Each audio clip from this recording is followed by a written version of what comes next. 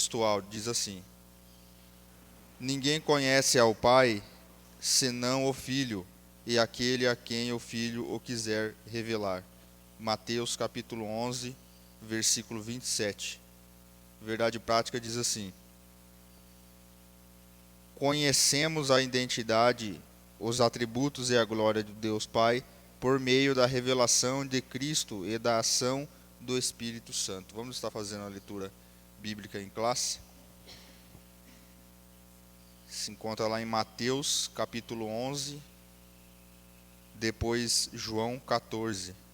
Eu leio um versículo, os irmãos leem o seguinte, assim por diante. Naquele tempo, respondendo Jesus, disse: graças te dou, ó Pai, Senhor do céu e da terra, que ocultaste essas coisas aos sábios e instruídos e as revelastes aos pequeninos.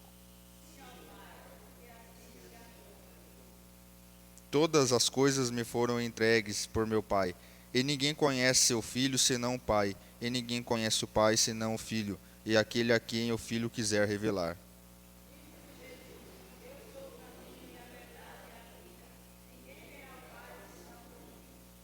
Se vós me conhecesses a mim, também conhecereis a meu Pai. E já desde agora o conhecesses, e os tendes visto.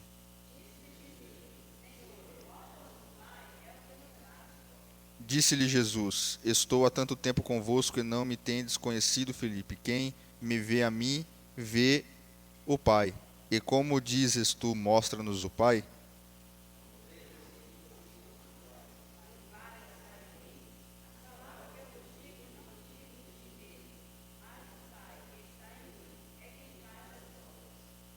Crede-me que estou no Pai e o Pai em mim.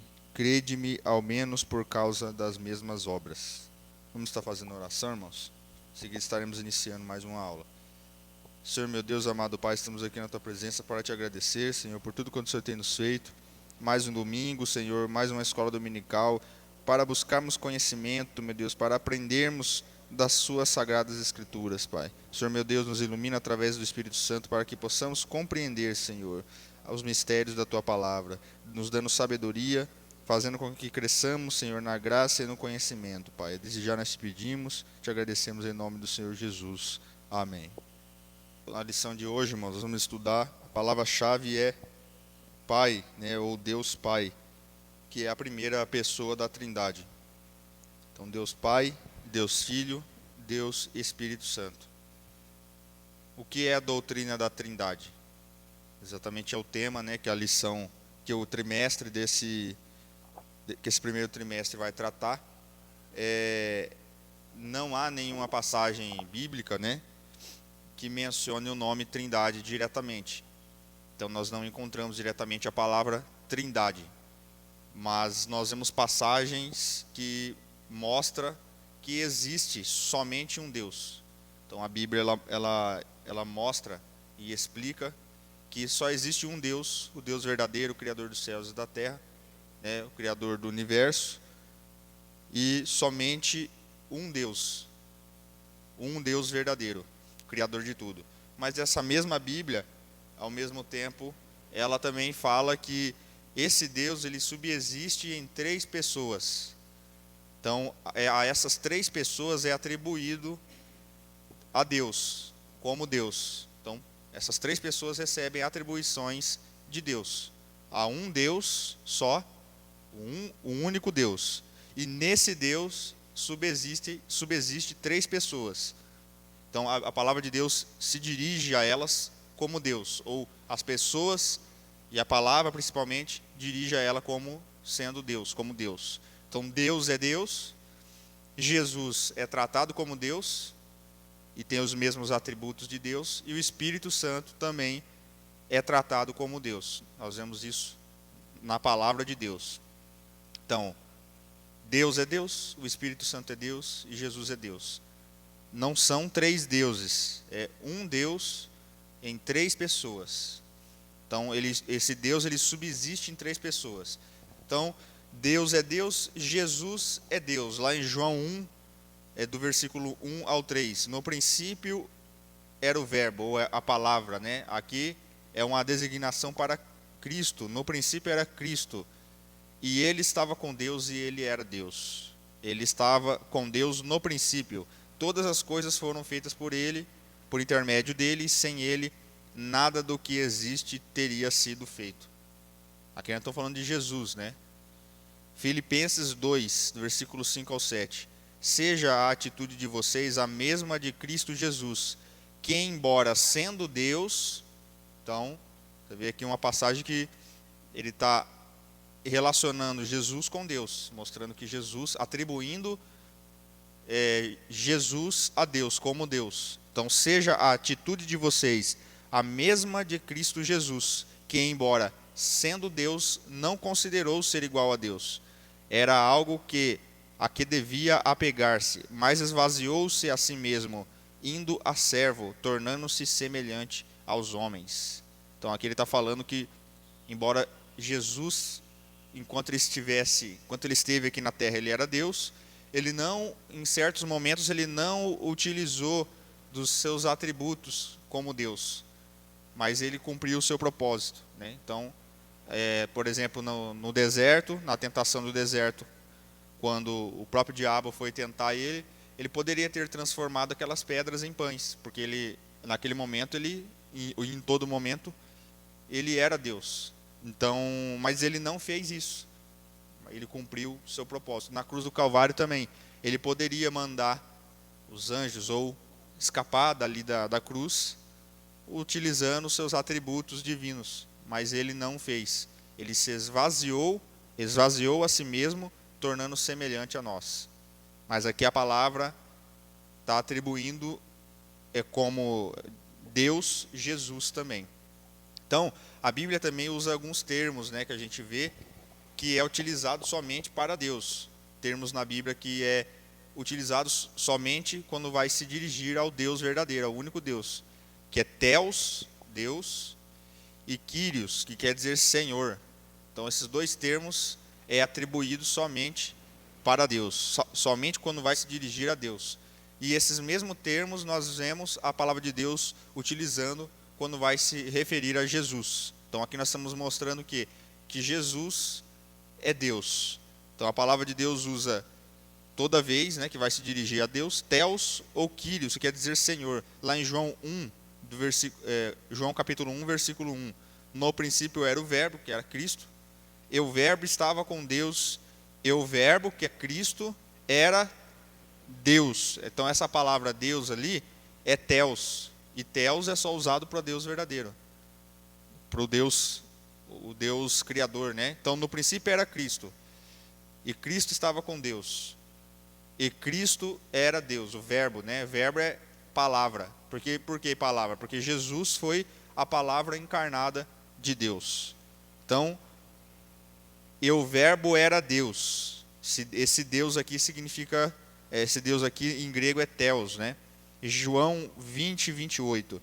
E Tomé respondeu e disse-lhe a Jesus: Senhor meu e Deus meu. Então, Deus Theos, Senhor meu e Deus Theos meu. Essa palavra aqui também é atribuída somente a Deus. Então aqui nós estamos só vendo do ponto de vista bíblico, né? Uma outra palavra usada também é Kyrios, que quer dizer Senhor, né? Que foi a tradução lá do hebraico, do Antigo Testamento para o Novo, do hebraico do Antigo Testamento para o grego, né? Então, eles utilizaram a palavra Kyrios, que quer dizer Senhor, que traduz os termos Yahvé e Jeová, que também é usada somente quando vai se dirigir a Deus. Nós vemos exemplo disso lá em Lucas 2:11.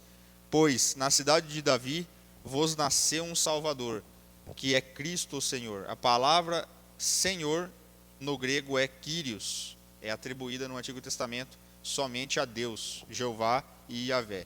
Mateus 3:3. Porque este é o anúncio pelo profeta Isaías, que diz: voz do que clama no deserto, preparai o caminho do Senhor. Preparai o caminho do Senhor. Esse Senhor aqui é Kyrios, o Deus verdadeiro. Endireitai as suas veredas. Então, nós vemos aqui, Jesus é Deus, o Espírito Santo também é Deus, né?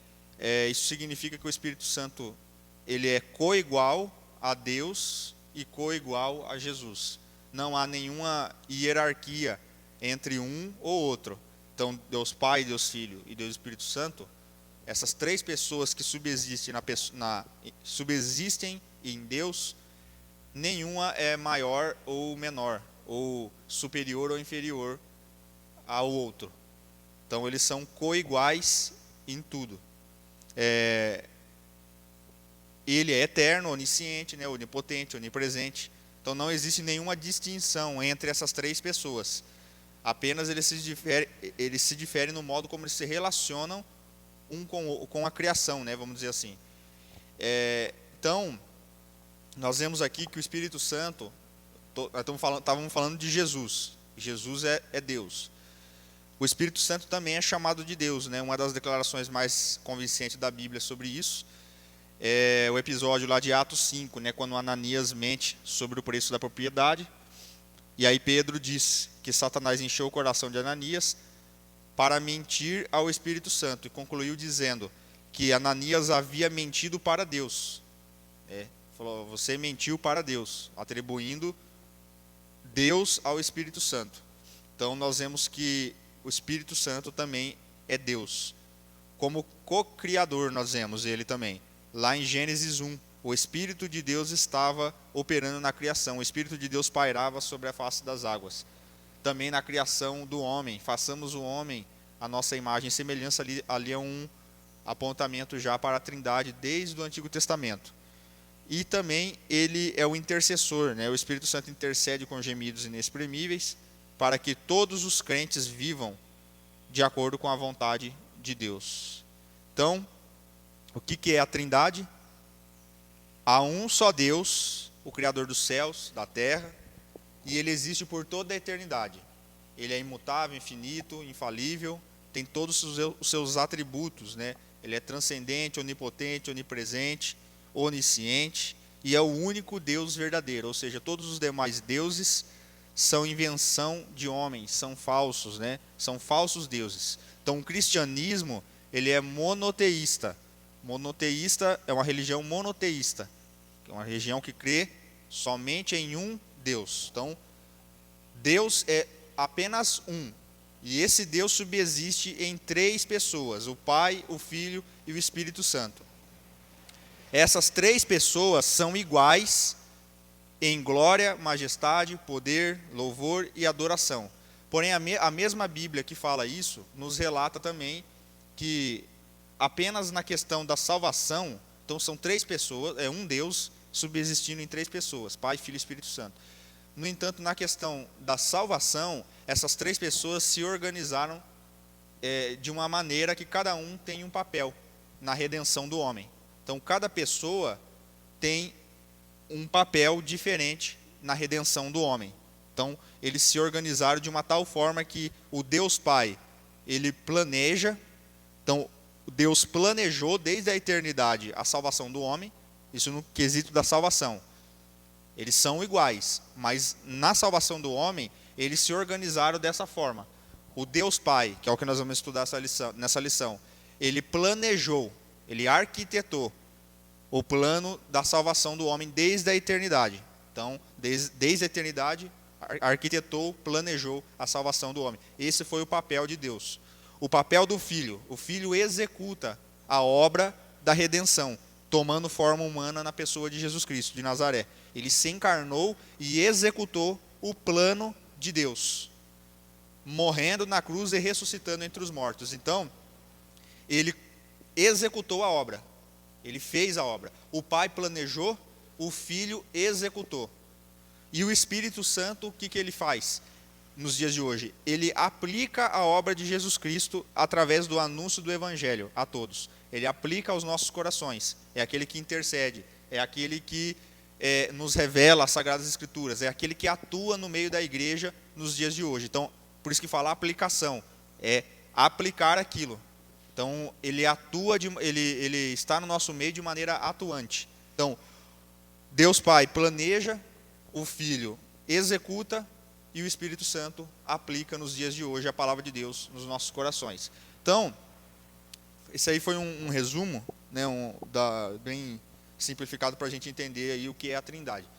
E hoje nós vamos estudar a respeito da primeira pessoa da Trindade, que é o Pai.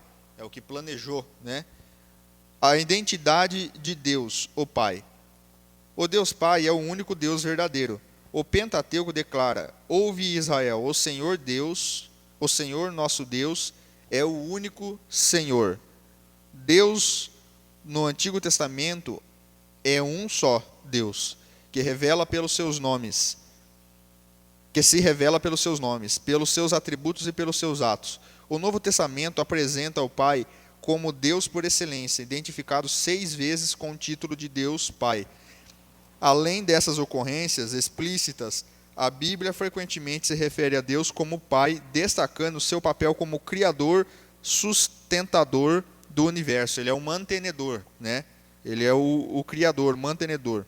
O próprio Jesus se refere a Deus como Pai e ensina os discípulos a orarem: Pai nosso que estais no céu, reforçando a necessidade de um relacionamento pessoal com Deus. Então, Efésios 6, 23. Paz seja com os irmãos, e amor com fé da parte de Deus Pai e do Senhor Jesus Cristo. 1 Pedro 1, 2. Eleito segundo a presciência de Deus Pai. Ou seja, Deus, ele planejou a salvação do homem desde a eternidade, né? Segundo a presciência de Deus, em santificação do Espírito, para a obediência e aspersão do sangue de Jesus Cristo, graça e paz vos sejam multiplicados. Então nós vemos aqui que a paternidade de Deus, Deus ele é o Deus paterno, né? Deus Pai, Criador, mantenedor, governador do universo. Jesus nos ensina a chamar Ele de Pai. O próprio Jesus, a lição diz aqui, o próprio Jesus ensina a chamar Deus de Pai, introduzindo-nos a uma dimensão de intimidade com Ele. Então Deus, Ele é um Deus de relacionamento, né? É um Deus que nos criou para nos relacionar com Ele. Então nós nos relacionamos com Ele e hoje, através de Jesus, nós temos esse acesso, nós temos esse privilégio de ter acesso direto ao Pai, de dobrar os nossos joelhos e falar diretamente com o Pai, através de Cristo. Porque sem Jesus, o homem não consegue chegar a Deus. Porque sem Jesus ele não é justificado. E sem justificação ele não será salvo. Ou ele também não consegue ter acesso a Deus, porque ele não é justo.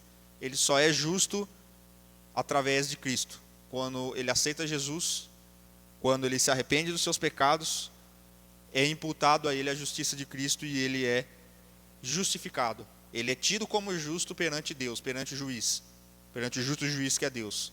Então, somente através de Jesus o homem ele tem acesso a Deus. E nós temos esse acesso. Nós que temos Jesus, temos esse acesso direto a Deus. Então, ele declara, né, Pai nosso, Pai de todos nós que está aí no céu. Aqui o Filho eterno convida os filhos adotivos a reconhecerem que o Deus Todo-Poderoso é também Pai amoroso, acessível e cuidador. Então, ao mesmo tempo que Deus ele é onipotente, onisciente, onipresente, ele também é o Deus que se relaciona comigo e com você, né? Portanto, conhecer a Deus não é apenas afirmar a sua existência única, então, mas se relacionar com Ele. Então, conhecer a Deus não é apenas saber da sua existência. Eu acredito que Deus existe. Mas conhecer a Deus também implica em relacionar-se com Ele.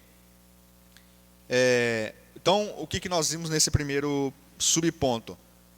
O Antigo e o Novo Testamento afirmam há um só Deus. Então, há um só Deus. Não existe nenhum outro Deus fora de Deus. Ele mesmo diz, não há Deus fora de mim. O Pai é a fonte da divindade e se revela por seus nomes, atributos e obras. E Jesus nos ensinou a chamá-lo de Pai, convidando-nos a uma relação pessoal com Ele. A unicidade divina não contradiz a Trindade, mas fundamenta. Há um só Deus em 3 pessoas. Então não são 3 deuses, mas 3 pessoas que subsistem ou que compõem Deus. Então Deus, ele subsiste nessas 3 pessoas, Deus Pai, Deus Filho e Deus Espírito Santo. O tópico 2, o ponto 2, diz assim: o Pai é a fonte da divindade. Nossa declaração de fé professa que Deus é o supremo ser, é eterno, nunca teve começo, princípio e nunca terá fim, pois ele existe por si mesmo. Então Deus, ele existe, Deus, ele é autoexistente, ele é autossuficiente. Então ele existe por conta própria, por si mesmo. Pois ele existe por si mesmo. Como o Pai tem a vida em si mesmo, assim como o Pai tem a vida em si mesmo, assim deu também o Filho a ter a vida em si mesmo. Ele é o Deus imutável desde a eternidade, desde antes da fundação do mundo. Ele é o Criador do céu, da terra e de tudo que neles existe. Ele é o Deus Pai de nosso Senhor Jesus Cristo. Ele é o Espírito doador e mantenedor de toda a vida. Pai é a primeira pessoa da Santíssima Trindade. Portanto, ele é a origem e a fonte eterna da divindade a quem o Filho é gerado e a quem o Espírito Santo procede. Então, Deus, ele é a fonte de tudo. É a fonte da vida, é a fonte da criação. Tudo existe por ele. Tudo veio à existência através de Deus. Desde os seres humanos, os animais, até a menor partícula de poeira vagando no espaço, tem origem, tem o dedo de Deus aí na criação. Então, através dele, todas as coisas vieram a existir. É o atributo da imutabilidade de Deus. Deus, ele não muda. Salmos 92, antes que os montes nascessem, ou que tu formasses a terra e o mundo, mesmo de eternidade a eternidade, tu és Deus. Então, antes de tudo, de eternidade em eternidade, Deus sempre foi Deus. Malaquias 3:6. Porque eu, o Senhor, não mudo. Por isso, vós, ó filhos de Jacó, não sois consumidos. Tiago 1:17. Toda a boa dádiva e todo o dom perfeito vem do alto, descendo do Pai das luzes, em quem não há mudança nem sombra de variação. Então, Deus, ele não muda, ele é imutável. Ele é o mesmo ontem, hoje e eternamente. Ele foi, é e será eternamente. Isaías 45:18. Porque assim diz o Senhor que te criou, que tem criado os céus, o Deus que formou a terra e a fez, ele a confirmou, não a criou vazia, mas a formou para que fosse habitada. Eu sou o Senhor e não há outro. Atos 17:24. O Deus que fez o mundo e tudo que nele há é o Senhor do céu e da terra, e não habita em santuários feitos por mãos humanas. Aqui que fala, que o templo, o templo nosso, o nosso templo somos nós, O templo de Deus somos nós. Não é um lugar físico, Então, a igreja é o conjunto de membros. Eu não sou igreja e você não é igreja sozinho. Nós somos componentes do corpo de Cristo. Somos membros do corpo. Mas, por quê? Porque o templo do Espírito hoje somos nós. Nós somos templo e morada do Espírito Santo. Então, Deus, ele é o Deus Todo-Poderoso, Deus mantenedor, o Deus Criador, Deus Pai. Então, precisamos compreender que o Pai não é apenas Deus, mas a fonte eterna da divindade. Isso significa que ele não deriva sua existência de ninguém. Então, ele não foi criado, não foi gerado, não teve começo e não tem fim. Deus é infinito, ele é eterno. É um outro atributo de Deus, a eternidade. Um atributo exclusivo de Deus. Ele é autoexistente e eterno. Ele vive para toda a eternidade. Vamos para o subponto 3. O Pai age por meio do Filho e do Espírito. A paternidade é o papel da primeira pessoa da Trindade. Assim, o Pai opera por meio do Filho e por meio do Espírito Santo. Isso não implica inferioridade, mas expressa a maneira como as três pessoas operam inseparavelmente, cada um conforme sua distinção pessoal. O Pai proclamou as palavras criadoras, e o Filho as executou. Então é exatamente aquilo que nós estávamos falando, né? O Pai planejou, proclamou, o Filho as executou, o Pai planejou a redenção e o Filho as realizou. Quando o Filho retornou ao céu, o Espírito Santo foi enviado pelo Pai e pelo Filho para ser o consolador e ensinador. Conforme o credo de Atanásio, nenhuma das três pessoas é antes ou depois da outra.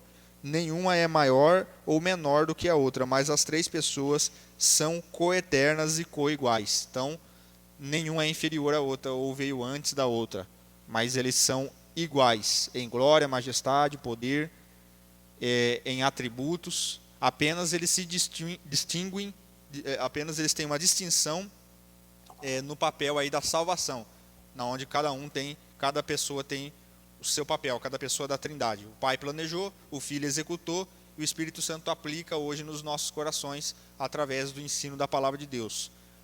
O Espírito Santo age, né, no meio da igreja, com o principal objetivo de proclamar o Evangelho, né, proclamar a palavra de Deus.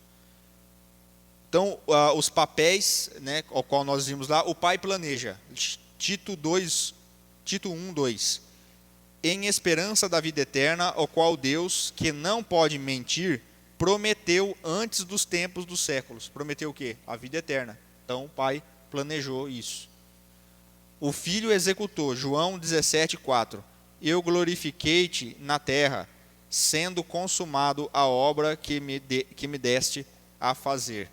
Então, Deus consumou a obra, ou seja, concluiu a obra. Quando ele diz, Pai, está consumado, ele está falando, está entregue, está feito, né? Feito o quê? A obra redentora na cruz do Calvário, que foi ele cumprir a lei, morrer em nosso lugar e ressuscitar dentre os mortos. É uma declaração de Jesus ao Pai, afirmando ter cumprido aí a missão terrena, né?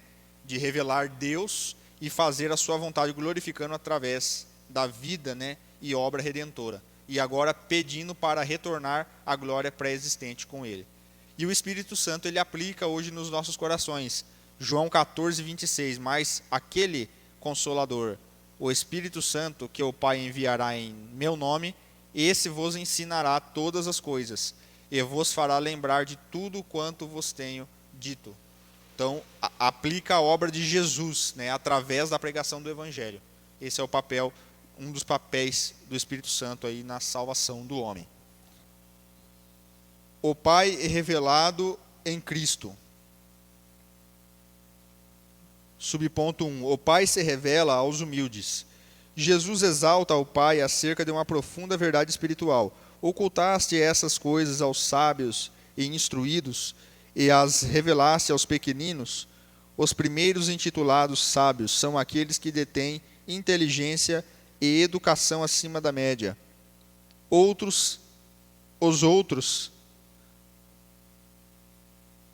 instruídos são as pessoas que, com cultura e instrução, têm vocábulos que caracterizam os fariseus. Esses vocábulos caracterizam os fariseus e os escribas, né, que se vangloriavam da sua formação privilegiada, mas que padeciam de cegueira espiritual. Significa que os mistérios do reino de Deus não são revelados aos soberbos, aos que consideram sábios aos próprios olhos. O Pai se dá a conhecer aos pequeninos, aquele que possui a humildade das crianças. Então, ele diz lá em Mateus 11, 25, ocultaste essas coisas aos sábios e instruídos e as revelaste aos pequeninos. É uma afirmação, né? Então, nesse trecho, Jesus revela o princípio fundamental da revelação divina. Deus não se dá a conhecer pela capacidade intelectual, simplesmente pela capacidade intelectual de uma pessoa, ou pela disposição, ou pelo seu intelecto, né? Então não é baseado nisso que Deus se revela. Ele se revela pela disposição do coração, através de um coração sincero, né? Um coração quebrantado. O contexto de Mateus 11 mostra fariseus e mestres cheios de informação religiosa, mas vazios e humildes vazios de humildade e resistentes à verdade. Então eles tinham todo o conhecimento, mas seu coração estava longe de Deus. Eram vazios de humildade.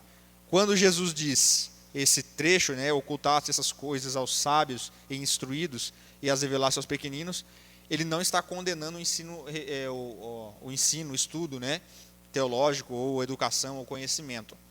Mas ele está denunciando a arrogância espiritual. Os sábios e entendidos mencionados eram líderes religiosos. Então, que embora conhecessem toda a lei de Deus, eles rejeitavam o próprio doador da lei.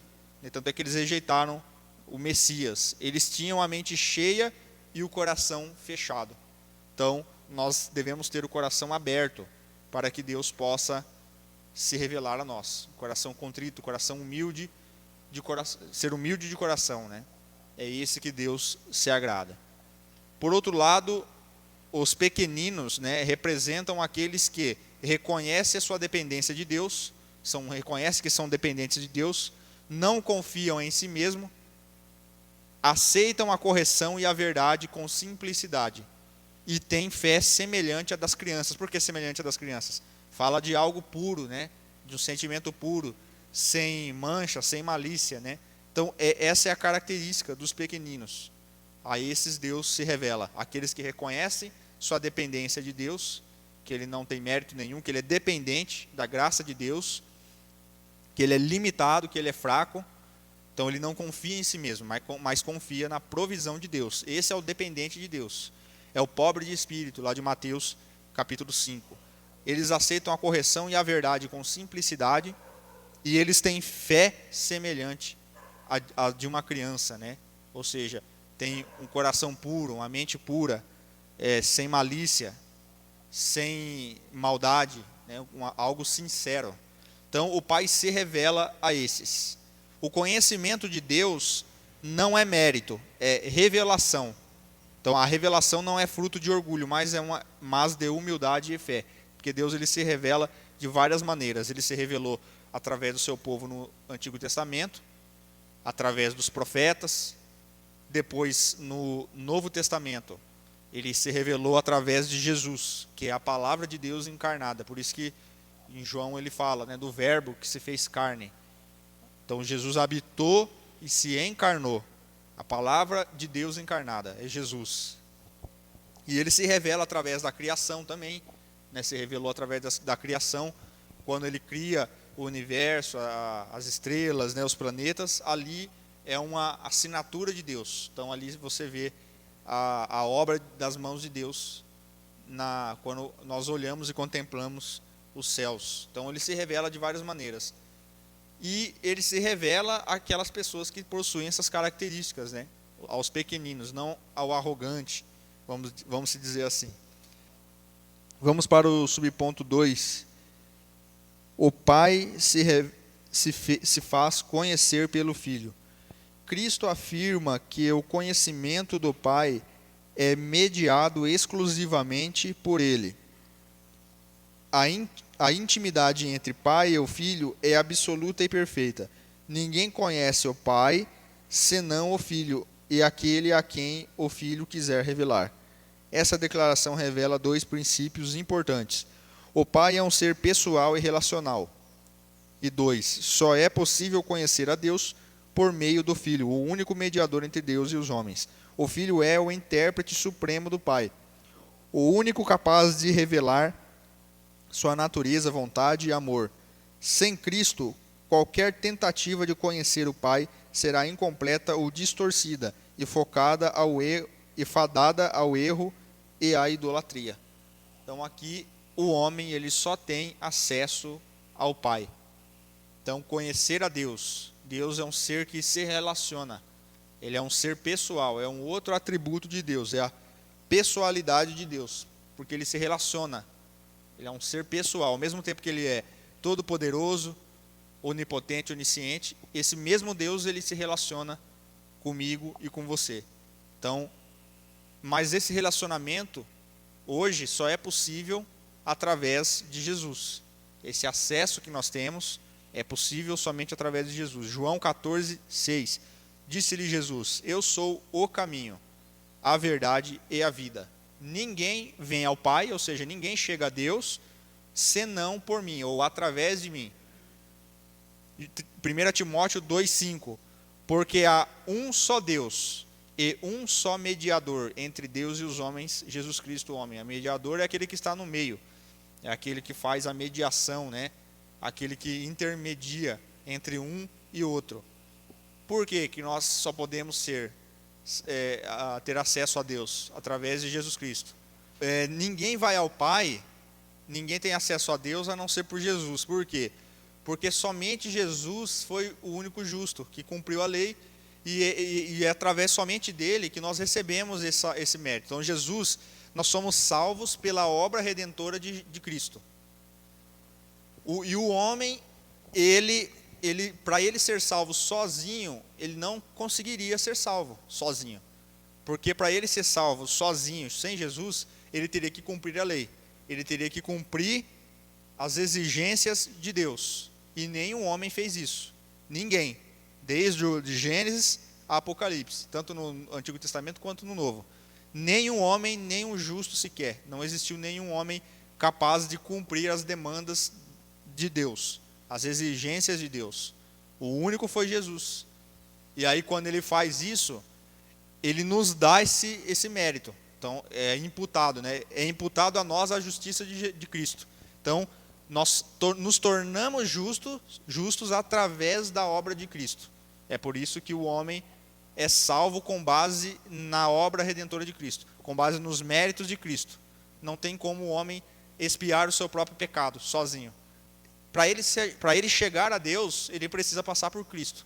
Ele precisa os seus pecados precisam ser perdoados, e ele precisa se tornar justo, ou seja, ser justificado. E para ele ser justificado, ele tem que reconhecer que Jesus é o único suficiente Salvador, que ele cumpriu a lei e nos tornou justo. Então, em nosso lugar, ele cumpre a lei, morrendo na cruz e ressuscitando. Por isso que o homem só pode ter acesso a Deus através da obra de Cristo, através do mérito de Cristo. Então, nós temos dois tipos de atributos de Deus.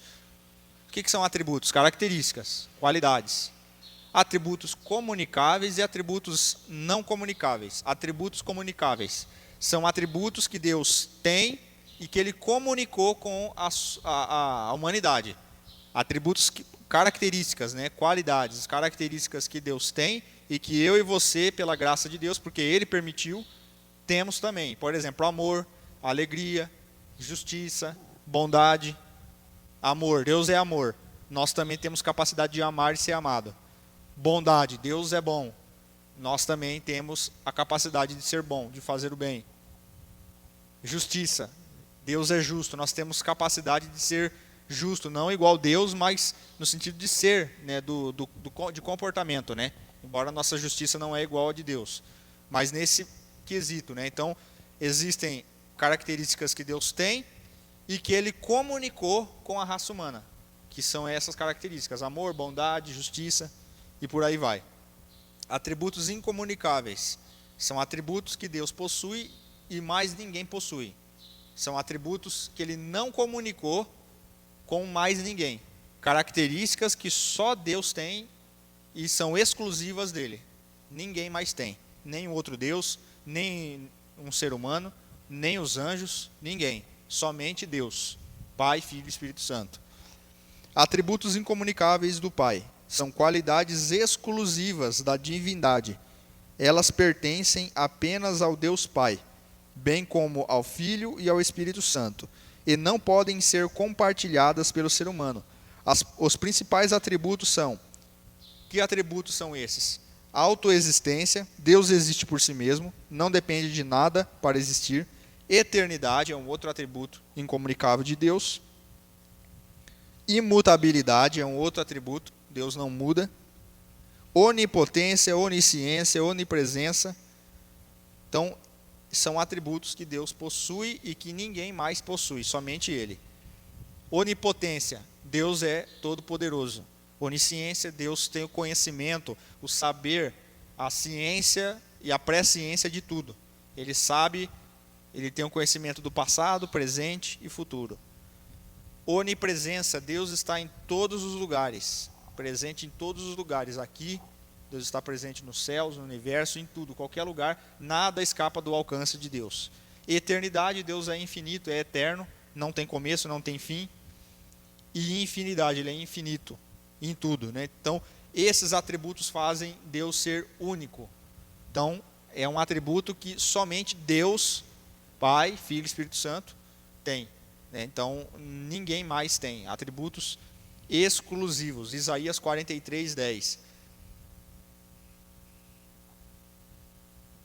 E antes de mim, Deus nenhum se formou, e depois de mim, nenhum haverá. Deuteronômio 4:35. A ti te foi mostrado para que soubesses que o Senhor é Deus, nenhum outro há senão Ele. Então, onipotência. O que é onipotência? Deus tem Ele todo o poder. Nós vemos isso lá em Gênesis, quando Deus cria, esse atributo é mencionado lá em Gênesis. A primeira vez que esse atributo é mencionado na Bíblia, está lá em Gênesis 17:1. Sendo, pois, Abraão da idade de 99 anos, apareceu o Senhor a Abraão e disse: Eu sou o Deus Todo-Poderoso. Anda na minha presença e ser perfeito. Omnipotentes, né, que quer dizer todo potência ou todo poder, significa que não há obra nenhuma impossível para Deus.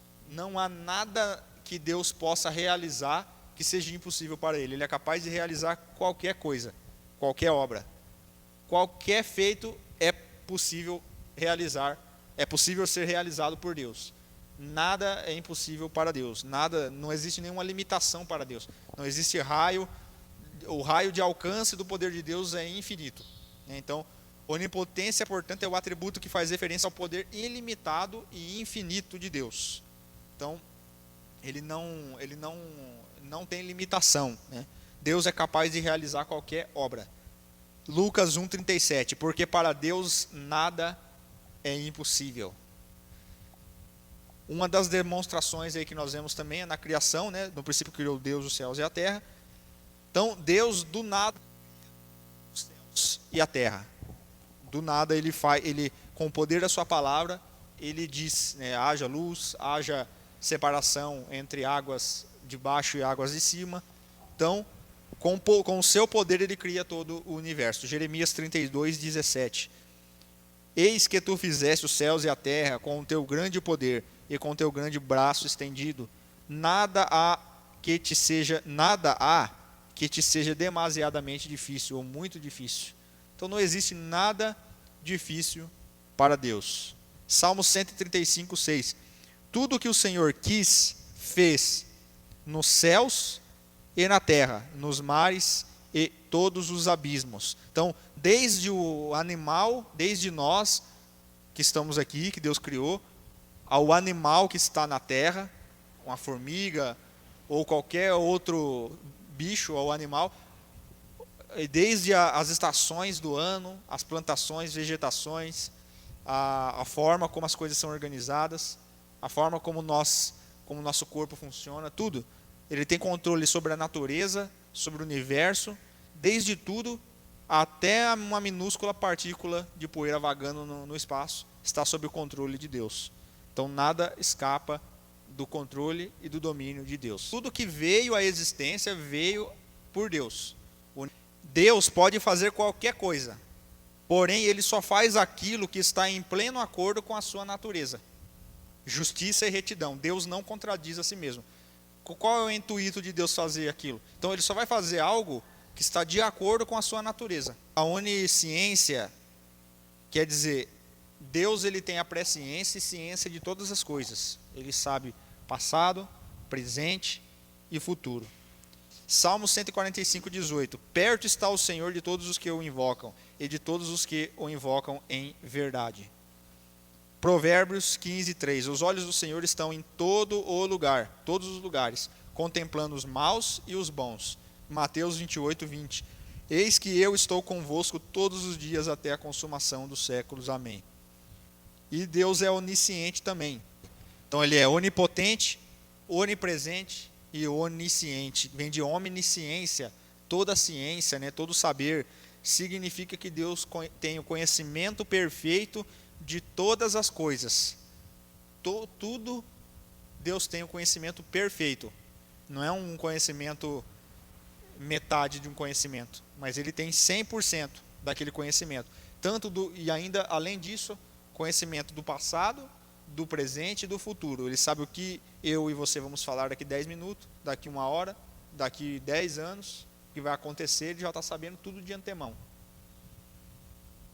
1 Samuel 2,3: Não multipliquei palavras de altivez, nem saiam coisas arrogantes da vossa boca, porque o Senhor é o Deus de conhecimento, e por ele são as obras pesadas na balança. Hebreus 4,13: E não há criatura alguma encoberta diante de Deus. Antes todas as coisas estão nuas e patentes aos olhos daquele com quem temos que tratar. Então Deus, ele sabe de tudo, sabe de todas as coisas. Aí aqui no último ponto vai falar dos nomes, né, os nomes dados a Deus, que são atribuídos a Deus. Nós vemos aqui, o primeiro nome é Elohim, né, o Deus Criador, o Deus forte. Lá em Gênesis 1:1, né, que daí também mostra a onipotência de Deus, o Deus Criador. Então Elohim, o Deus Criador, forte, né? El Shaddai, que é aquele que a gente já falou, todo-poderoso. Então, na Bíblia aparece essa expressão todo-poderoso. Quer dizer, que é o termo que a gente utiliza como onipotência. Quando Deus aparece para Abraão e fala, eu sou o Deus, ele mesmo diz, eu sou o Deus todo-poderoso. Quando esse nome é revelado, Deus está fazendo aliança com Abraão, né, prometendo o impossível, um filho na velhice. Deus não é apenas poderoso, sua suficiência supre toda incapacidade humana. Quando não podemos, ele pode. Quando não temos, ele é. Adonai, ou Kairos, né, que é Kyrios, né, quer dizer Senhor soberano. São os nomes dados a Deus, né? Esse título enfatiza a autoridade, domínio, governo. Yahvé é o nome pessoal do Pai. Esse é o nome mais sagrado do Antigo Testamento, revelado a Moisés. Eu sou o que sou. Aqui é o atributo da eternidade, autoexistência, né? Eternidade e imutabilidade. Então, nós estudamos hoje sobre o Deus Pai, né? Aqui é a primeira pessoa da Trindade, Deus Pai, que é a primeira pessoa das três. Então no papel da salvação é que elas se distinguem, né? O Pai tem um papel, o Filho teve outro, e o Espírito Santo hoje tem um papel. Vamos para a conclusão. A doutrina bíblica da Santíssima Trindade é a revelação concreta da vida divina compartilhada entre o Pai, o Filho e o Espírito Santo. Nessa lição vimos que Deus, o Pai, é o Deus verdadeiro, eterno e soberano, revelado plenamente em Cristo. Ele é o autor da criação, o planejador da redenção e o sustentador da vida. Conhecer o Pai por meio do Filho é a essência da vida eterna. Que essa verdade desperte em nós o desejo sincero de conhecer, amar e obedecer ao Pai que, em Cristo, nos adotou como Filho.